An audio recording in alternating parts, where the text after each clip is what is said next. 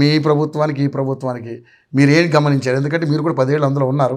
So ఈ ప్రభుత్వం వచ్చింది, ఇప్పుడు పరిపాలన విధంగా చూస్తే ఏ విధంగా అనిపిస్తుంది మీకు? ఈ ప్రభుత్వం బెదిరించి అబద్ధాలు చెప్పి అసత్యాలు చెప్పి మొత్తం తిమ్మిని బమ్మి చేసి డైవర్షన్ పాలిటిక్స్ చేసేది కొద్దిగా, చెప్పేది చాలా ఎక్కువ. కాబట్టి చెప్పేది కొండంతా చేసింది రవ్వంతా అని అందరూ చెప్తా ఉన్నారు. కాబట్టి ఉద్యోగాలు ఒకటి ఇవ్వబల్లే, ఆల్రెడీ 30,000 ఉద్యోగాలు ఇచ్చినామంటుండే. ఎవరిచ్చిన ఉద్యోగాలు అందరికీ తెలుసు. నోటిఫికేషన్ రుణమాఫీ పూర్తిగా కాబల్లే, పూర్తిగా అయిపోయిందని చెప్పి చెప్తున్నారు. కాబట్టి సన్న ఓట్లకు బోనస్ ఇస్తామన్నారు, మొత్తం ఓట్లకు ఇస్తామని చెప్పి అనేకం వాగ్దాన భంగాలు జరుగుతున్నాయి. కొద్ది సమయం అయింది కాబట్టి ఇంకా కొద్దిగా వేచి చూడాలి.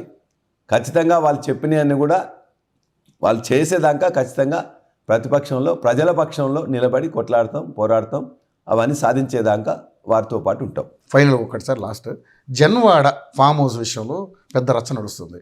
సో ఏంటి సార్ మీరు దాని మీద మీకున్నటువంటి సమాచారం ఏంటి?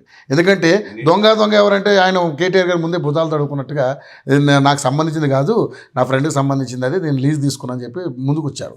సో ఏంటి ఇలా ఇదేం జరుగుతుంది? కేటీఆర్ గారు ఏది చెప్పిందో అదే మాకు తెలుసు. నేను ఎప్పుడు జన్వాడకు పోయినోను కాదు, జన్వాడ రికార్డ్స్ నేను చూసినోను కాదు. ప్రదీప్ రెడ్డి అనే తన మిత్రుంది ఉన్నది, దాన్ని నేను లీజు తీసుకున్నా అన్నాడు. తప్పేం లేదు అందులో. లీజు తీసుకున్నాడు, తనలో ఉన్నాడు. ఇప్పుడు ఉంటుండో లేదో కూడా నాకు ఐడియా లేదు.